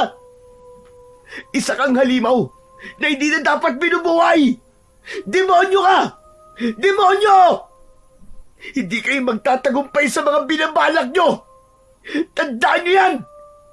Pag nakawala ako dito, papatayin kita! Tatagtanin kita ng pinong-pino! Umalingaw-ngaw ang galit na boses ni Ariston. Ngunit hindi pa man nakakasagot si Lolo Castor. Nagsimulang pumula ang kulay ng paligid. Biglang sumilip ang kulay pulang buwan mula sa ulap. Ang liwanag nito ay tumama ng diretso sa katawan ni Ariston. Para bang kuryente yon na binalot ang buong katawan ng binata. At sa isang iglap, naramdaman ni Ariston ang walang kasing sakit na pagtama ng kung anong bagay sa kanyang dibdib. Naglaho ang kanyang galit at napalitan ng tila pagkalimot sa kanyang katauhan. Ang kanyang balat ay tila nagningning na parabang kumikislap na bakal. Bawat hibla ng damit ay nagliyab ng bagya at napunit. Nagkalasog-lasog sa lakas ng enerhiya. Ang mga ugat sa kanyang mga braso ay nagpakita. Kumikislap sa ilalim ng balat na parabang may dumadaloy na baga. Nang umpisang umihip ang malamig na hangin, ang lupa sa ilalim ng kanyang mga paa ay bahagyang yumanig at ang mga damo ay gumalaw. Hinahatak ng hindi maipaliwanag na puwersa. Ang kanyang mga mata ay kumislap ng gaya ng nagbabagang baga. Sa malakas na daloy ng kapangyarihan, nagawa ni Ariston na sirain at wasakin ang lubid na gumagapos sa kanyang mga kamay. Wala siyang maalala tungkol sa kanyang sarili. Wala siyang ibang nakikita kundi ang matandang aswang na inuutusan siyang tumayo. Sige! Tumayo ka lang, aking mahal na apo. Tuparin mo ang bawat kahilingan ko. Sumalakay ka sa buong baryo. Patayin mo silang lahat. At wala kang ititirang buhay ni isa sa kanila. Masusunod po, mahal kong lolo. Ang kilos at anyo ni Ariston ay nagmistulang nag-ibang nilalang. Wala na sa katinuan at walang naaalalang kabutihan sa puso. Ang naaalala niya ay kung paanong pinatay ng taong bayan ang kanyang mga magulang. Kaya naman, bumalot ang galit sa kanyang dibdib. Sige, ipagiganti mo ang mga nangyari sa mga magulang mo, apo ko. Ipagiganti mo! Manasanang maglalakad si Ariston para sundin ang utos ni Lolo Castor nang biglang dumating si Mang Ebreo. Dala ang pang-spray ng lason sa tubo. Naamoy kagad ni Ariston ang bawang sa kagamitan na hawak ni Mang Ebreo. Ariston! Gumising ka! Siya ang totoong kalaban! Huwag kang sumunod sa utos niya! Gumising ka, iyo! Huwag kang maniwala sa kanya, apo. Siya ang tunay na pumatay sa mga magulang mo. Naguguluhan na nagpalipat-lipat ng tingin si Ariston sa dalawa. Wala siyang maalala at hindi niya naiintindihan ang mga sinasabi ng mga ito. Sa kanyang nalilitong isip, nahawakan niya ang kwintas. Tila may puwersang nagpapaalala sa kanya ng konting eksena na natatandaan niya. Nakita niya sa kanyang alaala si Mang Ebreo habang nakikipaglaban ito sa mga halimaw, pati na ang mga ibinili nito sa kanya. Kasabay nito, lumiwanag ang kanyang mga mata. Sino ba talaga nagsasabi sa inyo ng totoo? Sino? Ako, Ariston! Ako nagsasabi! Nangako ka na hindi ka magpapasanib sa kasamaan. Ako ang paniwalaan mo, apo. Ako nagsasabi sa iyo ng totoo. Patayin mo ang lalaki niyan dahil siyang pumatay sa mga magulang mo. Kalokohan! Hindi ko pinatay ang mga magulang mo, Ariston. Dahil ako ang tunay mong ama. Siya ang totoong pumatay sa pamilya ko. Sa nanay mo. Malinaw na ngayon ang lahat sa akin. Siya ang pumatay sa pamilya natin, Ariston! Pagkatapos nun, umikot ang mga alagad ni Lolo Castor sa binata at umatake ang mga ito kay Mang Ebreo. Inisprayan naman ni Mang Ebreo ang mga kalaban. Binunot nito ang itak at gamit ang kwintas, kinalaban ng lalaki ang mga aswang. Saka lang may naalala si Ariston sa pagbalot ng malakas na enerhiya sa kanyang katawan. Naalala niya ang lahat.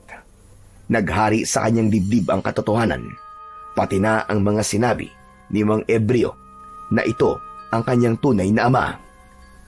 Naalala ko ng lahat. Humanda kayo! Dahil ito na magiging katapusan nyo! Sa gitna ng kulay pulang liwanag, nagsimula ang matinding sagupaan. Nagharap sina Ariston at Lolo Castor, at sa bawat galaw ay may napapatay na halimaw si Ariston. Sumugod si Lolo Castor, mabilis at mabangis, ngunit nang kumislap ang pulang liwanag sa katawan ni Ariston, nagbago ang lahat. Sa bawat galaw niya, nag-iiwan siya ng bakas ng liwanag na parabang naglalagablab na apoy. Nang salubungin niya ang pag-atake ni Lolo Castor, tinamaan niya ito sa dibdib ng kanyang kamao na may nagbabagang enerhiya. Umalingaw-ngaw ang malakas na dagundong ng pagyanig ng lupa. Ano nangyayari? Bakit kakaiba ka, Ariston? Dahil nagkamali ka ng pagtatanim ng mutya sa balikat ko. Nangyari yon sa tapat mismo ng balete. Kaya naman ang malakas na enerhiya ng mga nag-aalagang engkanto doon ay nahigop ng mutya. At yun mismong gagamitin kong pampatay sa'yo at sa mga halimaw na kagaya mo. Malakidlat ang suntok na tumama sa katawan ng pinuno ng mga bangkilan. Tumalsik ito. Ang balahibo ay nagliyab sa bawat atake sa kanya. Ngunit sa huling bugso ng laban, itinaas ni Ariston ang kanyang kamay at isang malakidlat na kulay pulang liwanag ang nabuo. Hugis pana na bumulusok papunta sa katawan ng kalaban. Tumarak yun sa katawan ni Lolo Castor at sa isang iglap bumagsak ito sa lupa at tuluyang nagliyab at naging abo. Bigla namang dumating ang mga aswang. Si Mang Ebreo ay mabilis na kumilos. Itinaas nito ang pang-spray na bawang. Nagliyab ang kanilang mga balat bago sila isa-isang naging abo na tinangay ng hangin. At dahil sa suot na kwintas ni Ariston, hindi siya tinablan ng amoy at katas ng bawang. Yun ang proteksyon na ibinigay sa kanya ng kanyang ama. Nakatayo lang si Ariston, hingal ngunit matatag. Ang kanyang katawan ay patuloy pang nagliliyab ng pulang liwanag. Tanda ng kapangyarihang bumabalot sa kanya. Anak, nalampasan mo ang pagsubok. Nakawala ka sa sanib ng kulay pulang buwan. Tay, totoo po ba talagang kayo ang ama ko? Oo anak, narinig ko sinabi ni Castor habang wala kang malay. Sinabi niya na siya nasa likod sa pagpatay sa mga batang 1 taong gulang ang edad at kinuha ka niya sa akin. Kalimutan na po natin yun, Tay. Ang mahalaga ay magkasama na po tayo ngayon at bubuo po ulit tayo ng panibagong bukas na puno ng pagmamahal at kapayapaan. Ang kwento ni Ariston ay isang makapangyarihang paalala na kahit balot ng dilim at kasamaan ang ating pagkatao, palaging may puwang para sa kabutihan. May hawa man si Ariston at nagsimulang kumilos sa katauhan ng isang aswang. Hindi niya hinayaang lamunin siya ng gutom at galit na dala ng sumpa. Hindi na naig ang kasamaan sa kanyang puso. Sa halip, ginamit niya ang kanyang kapangyarihan upang protektahan ang buong baryo at ang kanyang ama. Ang kanyang kabutihan, gaano man kaliit o kahina, ay may kakayang manaig laban sa puwersa ng kasamaan.